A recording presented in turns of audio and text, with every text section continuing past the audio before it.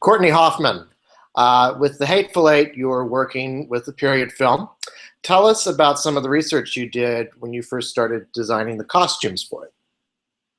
Yeah, I mean, my research starts obviously whenever I'm even up for a job. So for my interview for Quentin, I watched every spaghetti western that I could think would be possibly relevant. I had already actually known probably more about the western genre than any other genre of films because I've just been fortunate to work in it quite a bit. I've like lived in the 1800s now for like 3 or 4 years, I think.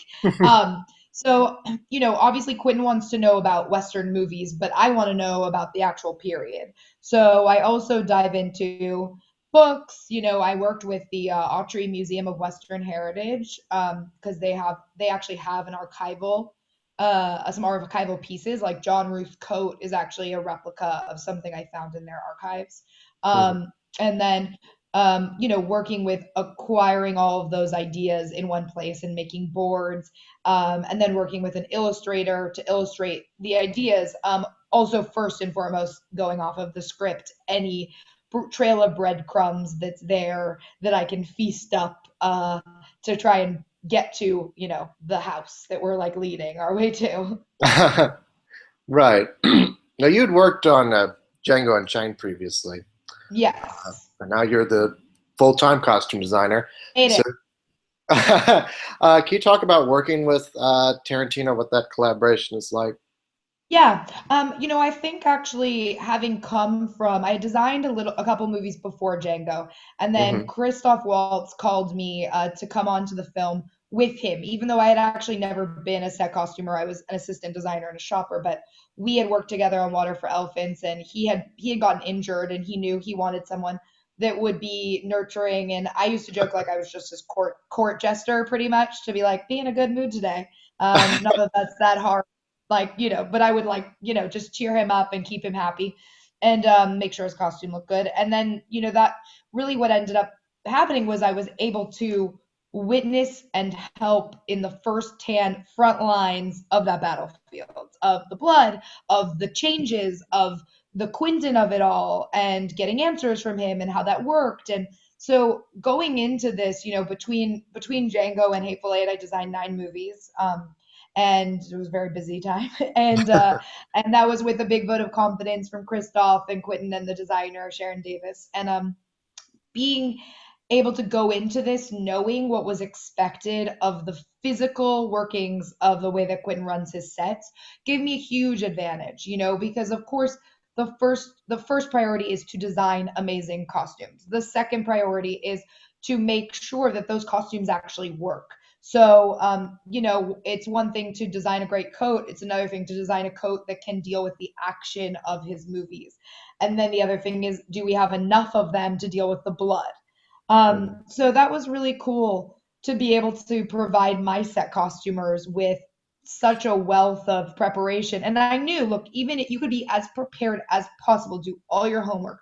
Quentin is always going to find something to throw at you. He's always going to find a way to keep things fluid and changing, and you have to be on your toes. So even though they were in the same costume all that time, there was never a moment where you're like, cool, I'm gonna phone it in today. Like we were always there, always covered in blood, always covered in dirt, always cleaning clothes, making more, making keeping those actors warm was a full-time job.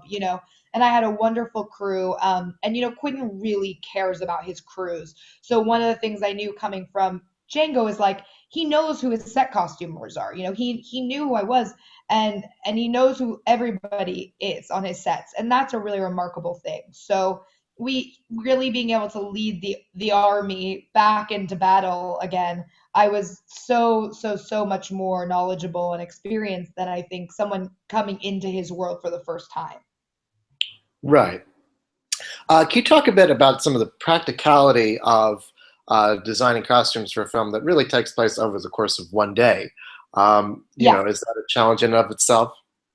Absolutely. I mean, I thought to myself, I have 16 chances to create this world and to show people what I'm capable of. And in a way, those restrictions are really fun. And so much of this movie is about who the characters are appearing to be and who the characters are, and finding the hybrid of the clues that give away who they are versus who they're trying to be. I mean, Oswaldo is really English Pete Hilcox, and he's not wearing his own clothes. He's wearing whoever's in a ditch where he got the card that says he's the hangman from.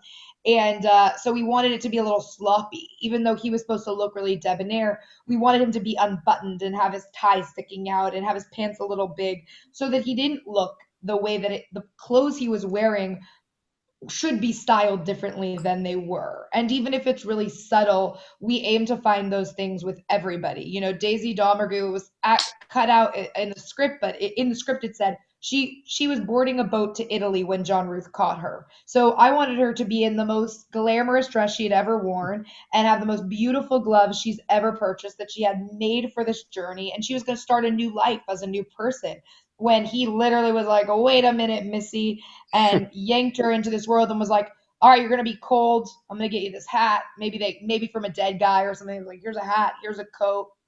It doesn't fit her.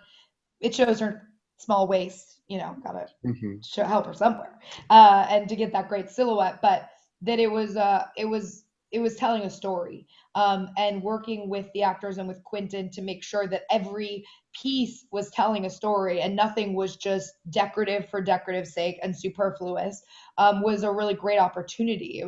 When do you get the chance to do that? And then also working with Bob Richardson and working with this film stock, the way that it's actually captured in the end was a great learning curve and also a great success. You know, a lot of the film stock actually cleaned up the clothes a little bit more than they were actually more aged. Or if something was dark, maybe you didn't see all the details on Chris Mannix costume, you know.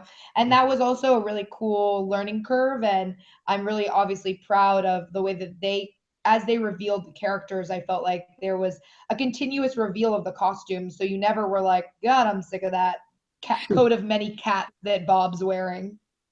Right.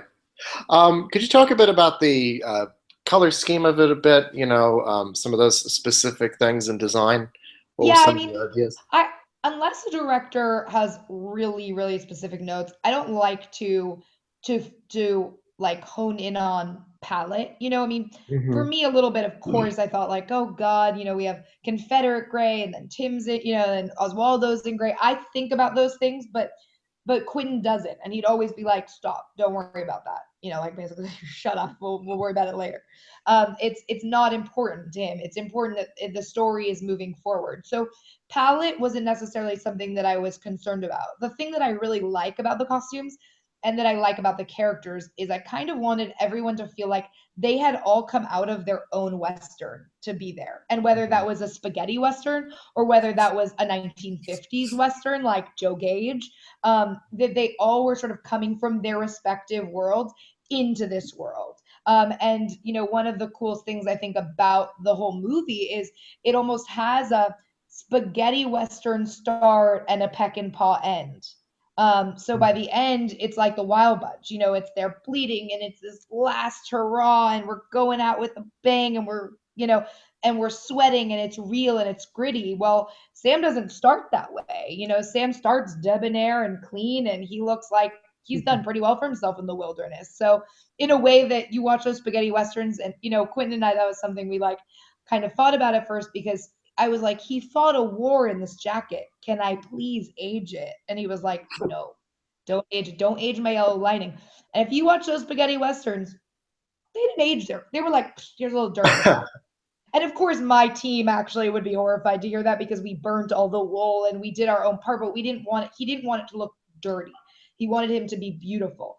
And that was very much like a spaghetti Western. And then you end with him on that bed, sweating through all his clothes and his layers and the blood, and the way that it's like done so well and so gritty. And all of a sudden you're, in a Peckinpah film. So I think really knowing that vocabulary, and being able to channel your attention to the different characters in that way was a really fun thing to play around with, even if it wasn't necessarily overly it wasn't overly designed that way. Like I wasn't like, but I wanted Joe Gage to just look like he was a doll that walked out of a box. Like, he didn't need to look like a real cowboy. He needed to look like a doll of a cowboy. Hmm. So that was fun, just playing with those different ideals. Right. Well, thank you so much, and congratulations on the film. Really Thank you. remarkable work. Thank you You're so much. welcome. You're welcome. Thank you. Have a good day. Thank you.